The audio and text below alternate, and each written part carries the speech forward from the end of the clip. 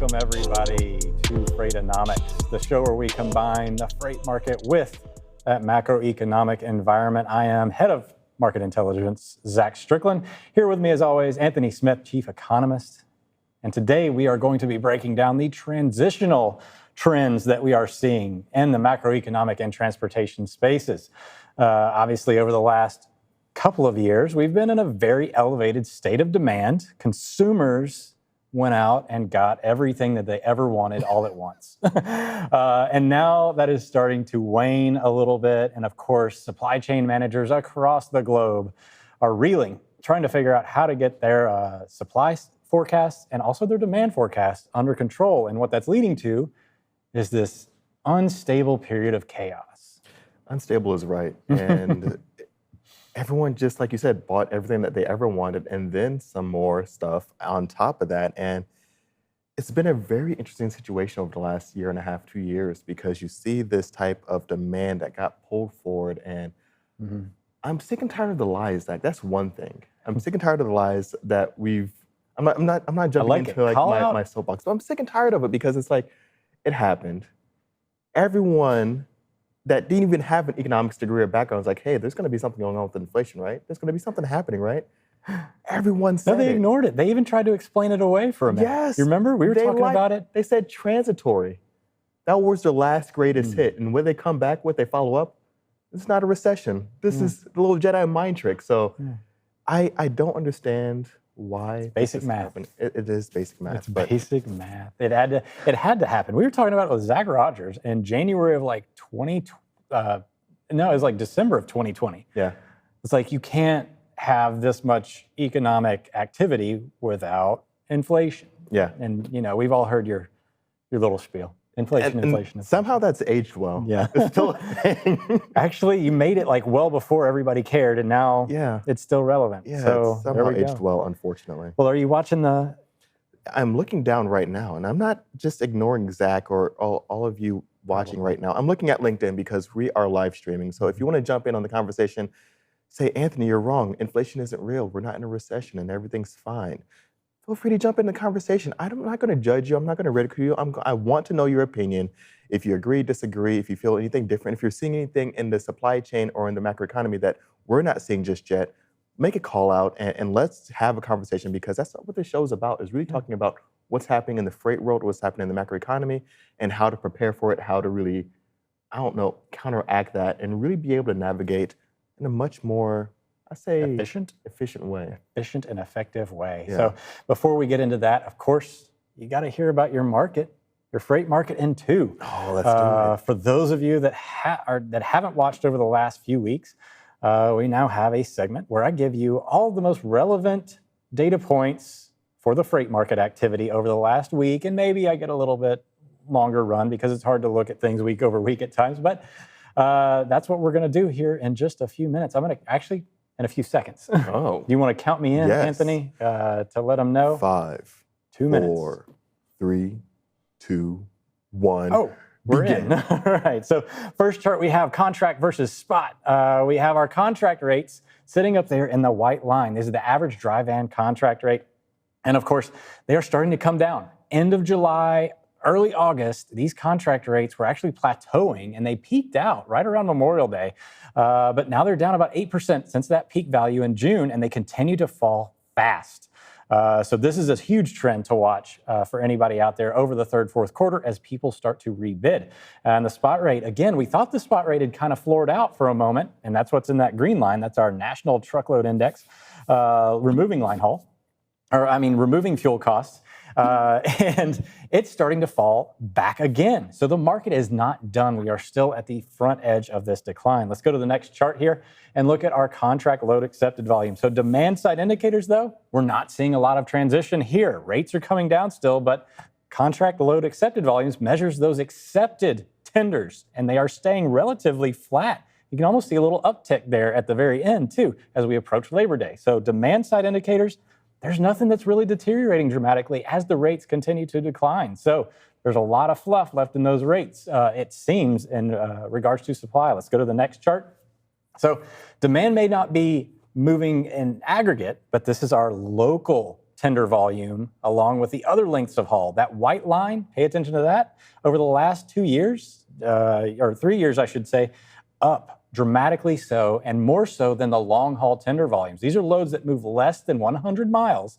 And part of that reason is, for this last chart that I'm going to show you, the import volumes are now coming into the East Coast. If we go to the PIMS, the import market share here, and that blue line is the New York, New Jersey import customs data, and that white line is Los Angeles. So that's deteriorating. East Coast is growing.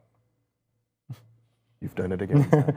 You've done it again. And so when we're looking at this, or we're talking about spot versus contract, this is something that we've kind of been really hinting towards for some time now. We're starting to see that downward movement in contract. Is this too much of is this a surprise as we continue to move throughout the remainder of 2022? No, it's not a surprise, but it's interesting, the timing and the movement. I think everybody can kind of easily predict that contract rates are going to come down. What's incredibly difficult to predict is how far and how fast they come down. Shippers are snake bit right now. Do you trust that this economic environment we're going to trough out long enough to kind of not have another unstable swing to the other side? What if the Fed comes out, realizes, hey, wait, we don't have any control over the demand side economics right now. It's mostly supply side driven inflation. If you want to check out our show from a few weeks ago where we dove into this in detail. So anything can happen. And geopolitically, we have no control over that right now. There are a lot of variables, a lot of unknowns, unknowns, and factors and unintended consequences from things that have kind of been put in place. And I think that's going to be one of the big things as well as we look towards the second half of 2022, is all the unintended consequences from some of the actions being taken and some of the intended ones that are really being kind of underplayed right now, especially with interest rates. I think interest rates being brought up so fast and so quickly, I should say, is definitely, I think, a play into what is expected by the Fed in the second half of 2022 and early 2023. I think they're expecting a significant downturn in the economy, even more so. And I think this is definitely going to be one of those plays to really kind of help boost some of that activity as we get into 2023. Yeah, I mean, it's interesting to me. I mean, we're obviously in a transitional state of being. You cannot apply today's activity to 2 months from now activity. You can see the trends because we're moving, things are moving, and there's a lot of moving parts to this equation. But it's still this period of we can't rely on what's happening today. I just talked about the spot market. It's coming down after being floored out for a few months. So that means that we're still seeing some, demand is below supply to an extent, and it's going to drive that market rate down. Long-term rates starting to fall actually more quickly because there's just too much room in the market value. You're not going to sit out there and pay a premium on your consistent volume with that much room on the spot market when people are coming to your door, banging down your door saying, I'll haul your freight for 20% less. And I think the interesting thing is the underlying trends that's really kind of playing throughout all of this. And I think it's really putting on a stronger front than a lot of the other indicators would kind of really show when you look into some of the details and subcomponents. So for example, I always talk about the employment market, and we'll talk about a little bit of a bright spot that happened today with initial jobs claims went down to the 240. So that was a great sign in the economy. Reverse. I want to dive into the labor market trends. Let's do it. Let's do that right now. Let's go ahead and just knock that out, and then we'll get to the news stories of the day, and then you can do a nice quick econ in 2. Let's do it. All right. So labor market trends. This one's confusing me. This is what the Fed's been using as kind of a prop to say, look, labor market's still really strong. People can't hire people fast enough. But over the last bit, we've seen jobless claims going up, job openings coming down. What do we make of this? So one of the things that we get next week is going to be the unemployment rate. We'll get job openings. We'll get the quit rate. We get things like that. And all these employment indicators move in a different time frame. Weekly initial jobs claims is much more timely. It's much more volatile. It's weekly. Compared to something that might be quarterly or annually measured. So much more volatile. So 2 down movements, 2 up movements, not so much of a trend, but it is still concerning. Now it's down to 240s. I think that's a great sign, but I'm not sold yet that the employment market is just kind of solved and definitely solid and strong. we're looking at the job openings number, it's definitely it's a bubble territory. It's overinflated because of the amount of jobs that are open right now are more than the amount of people that we have to work those jobs. It's a bubble. It's not really sustainable. It's built off of artificial demand that was pumped up by the packages of stimulus that got deployed throughout the economy. So that's one big factor of it all. And the other big thing is, of course, with the unemployment rate, we talked about this before, the composition is completely different. Right. Me being 235 in college and me being 235 10 years after college might be a little bit less muscle mass in that 235. It's not as strong as it was in college. So the participation rate is not as high as it was pre-pandemic. So that 3.5% doesn't mean as much as it did before the pandemic. The other big thing is the productivity of it all. That's not as high. Right. So the productivity is lower, the participation rate is lower, more people working part-time jobs that would like to work full-time jobs is also higher, and the employed population is lower. And then we have a lack of baby boomers that are a huge brain drain. That's gone. And we talk about this all the time. If you're a woman in the workforce, it's like you said, the glue that really holds everything together. And without them, it's really a mess a lot of the times. And so there are all these different things that take away from the composition of the workforce and labor market that we didn't have before the pandemic that we have now. And so I think that really shows that we're not on stable ground. And what the other big thing is that we're seeing a lot of layoffs starting to pop off left, right. It's in one of our stories. It's in one of the stories. U.S. Express lays off, about 5%. Yeah. But yeah, go ahead. So it's unfortunate, but the good thing for a lot of people right now in this economy is like they're able to recover relatively quickly. They're like, hey, I can get another job. Whether it's in the same industry or potentially, I would say, something in the service or hospitality, because those are just still hiring as fast as ever. But that's going to be one of the big saving points, is that a lot of people can find something now. But that's starting to come down as we look at job openings starting to diminish. We get updates for them in about a week or so. I'm not too optimistic about job openings as we move into the latter half of 2022. And I definitely think that it's going to be one of those things that the Fed is going to use as as you said, a propping point to just say, hey, the economy's fine, everything's fine. We've never been better. It's just a little bit shaky, a little bit slower, but everything's fine. Now, I don't think everything's fine when we look at the composition of the labor force right now and the market dynamics. Producers are taking a hit right now. Yep. They can't keep operating at this level because they're in a business to make money. Some of the bigger players can outlast some of the smaller players, mid-sized players for sure. This goes in every aspect of business and freight. When some of the larger players can take some hits that the smaller owner-operators or mid-sized operations can't take, this happens in business as well. So, Walmart's going to be just fine. Amazon's going to be just fine. Target's going to be just fine. But it's only going to be a matter of time until inventory levels start eating them up. They have to get rid of a lot of inventory levels that are, and this might be an economy in 10. I don't know. Yeah. I'll stop there. But there's just so many factors hitting the producers because their PPI, the producer price index, has been outpacing the CPI for some time. Quite a while. And they can only take those hits for so long. Right. It's not sustainable unless you're making like 40% margins, which no, they're not, or they weren't. And I kind of want to tie this into that story with the U.S. Express. We heard U.S. Express, Ford also announced a layoff.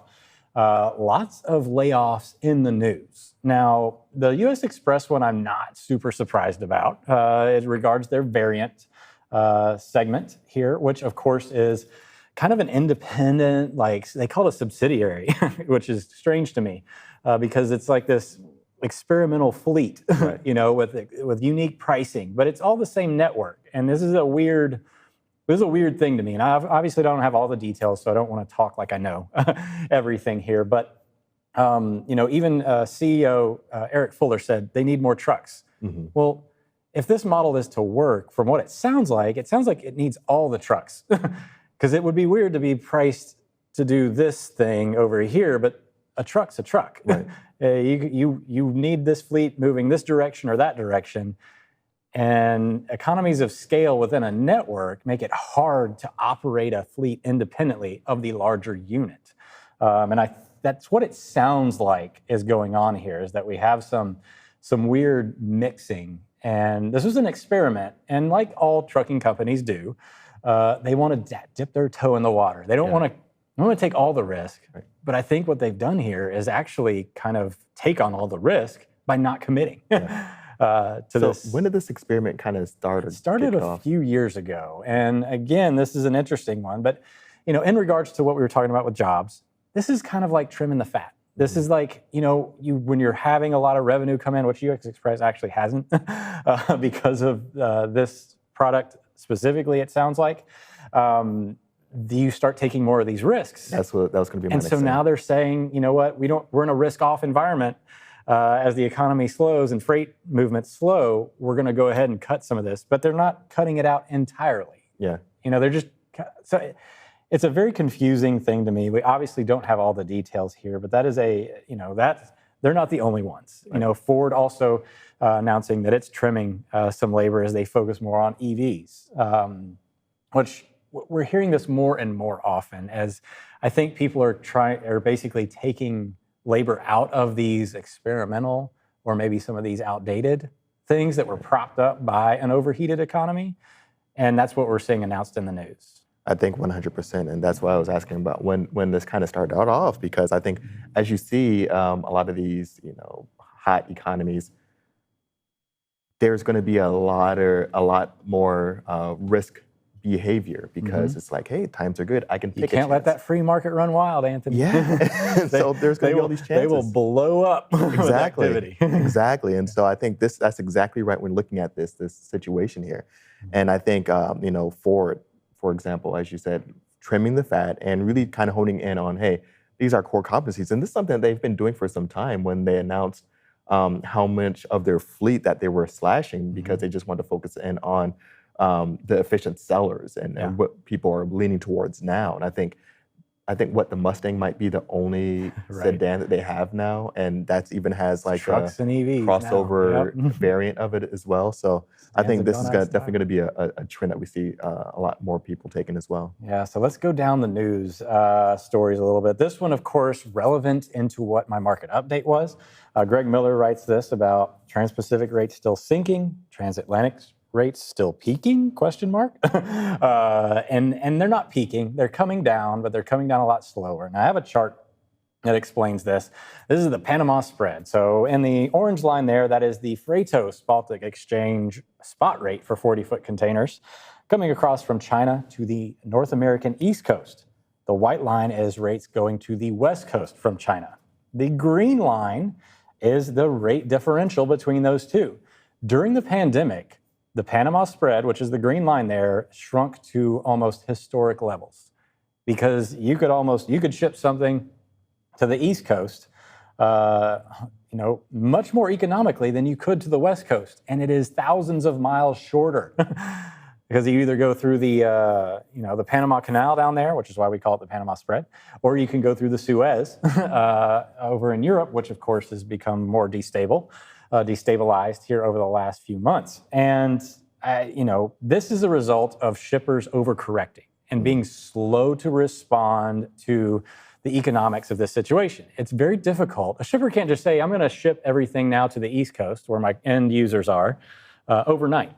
Right. There's all this infrastructure in place. There's warehousing, DCs, there's transportation infrastructure. These are container facilities that, depalletize or palletize freight. On the West Coast, that's where all of the main activity has been. And just this trend started late last year, where shippers were starting to move stuff to the East Coast instead of the West because it's economically more feasible. Right. But they haven't had the facilities to handle it out east. And now it looks like we're seeing the culmination of this, and it's going down. If you look at the IOTI and some of the values, this is going to start to ease up, just like the West Coast is, because aggregate demand's coming down. But right now, the mix is shifting to the East Coast, and that's a lot of the reason we see these short-haul freight volumes really hold up. Yeah, and I think that's a great point around the infrastructure. And I think the other one is the labor that would be needed to operate some of that infrastructure as well. It's going to be all on the West Coast for the most part. And so there's this huge mismatch happening, I think, definitely on the East Coast. Like you said, it's not something that just gets built out overnight or in the course of a couple of months here. Yeah, for sure. So that's going to be a trend to watch because how much of this East Coast activity remains and how much do shippers start to revert back to the West Coast once things settle out? Right. We might see another reversal of trend because right now tender rejection rates, capacity on the West Coast, extremely loose. 2% tender rejection rate out of Los Angeles right now compared to 8% out of Harrisburg. Very unusual trend. Normally, we're starting to see things tighten on the west and loosen on the east at this point in time, but not so much right now. So, Anthony, let's get an economic update. Okay, let's do it. And also, I got to say, shout out to David Conover saying that the shift in container volumes is interesting. Definitely agrees with your point on the infrastructure.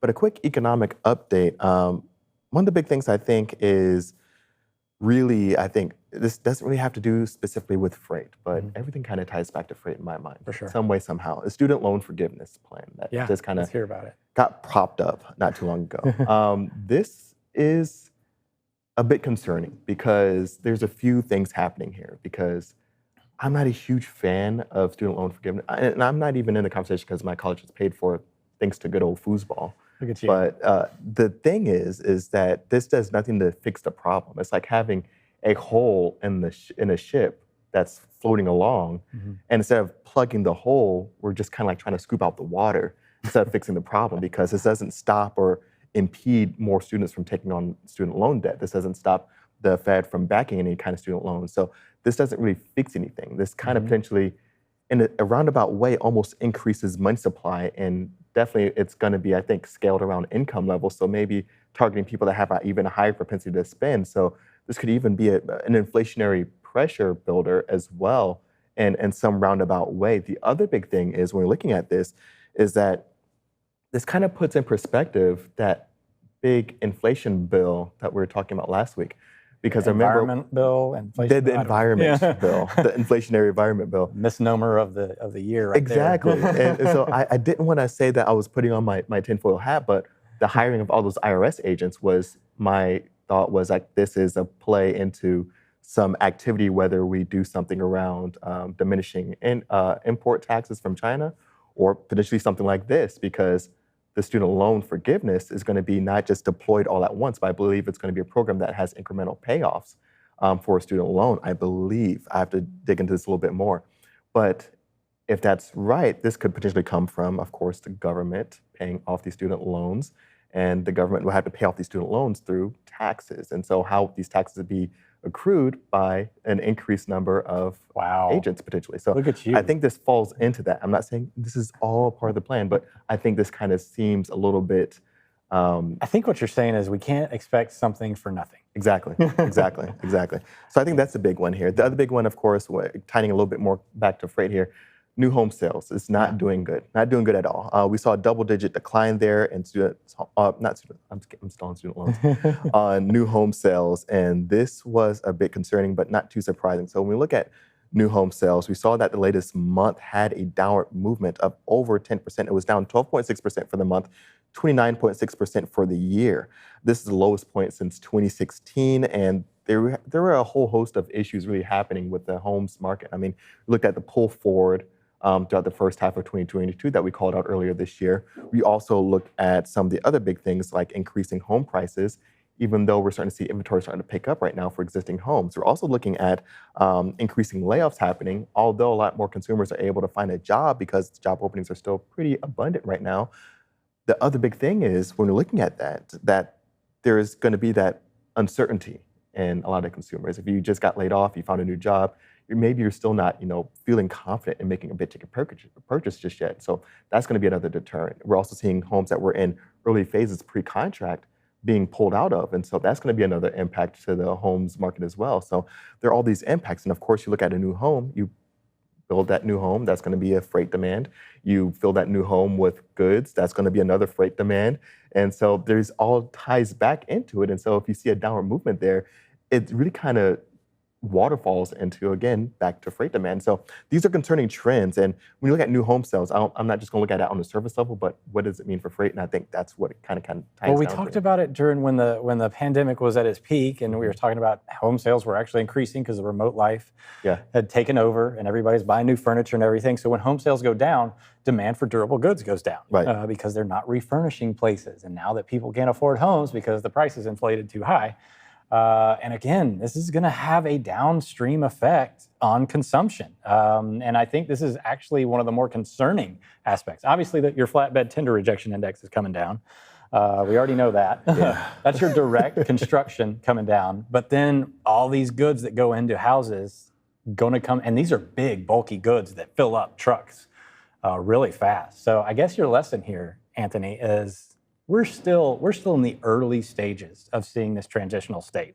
It's going to be a while before we get to have like that kind of hole in the fog before we know where we're going to land, right? I think exactly right there. And real quick, durable goods orders flat, but be mindful when watching it because it's measured in billions of dollars. Oh yeah, watch anything reported in a dollar value. It does not mean what you think it means. So yeah, inflation. Water bottle just lit up. Also, thanks everyone for joining in on the conversation. Shout out to Balan Kerman for also joining in. I just see these, and I'm sure LinkedIn messages. Thank you for joining the conversation.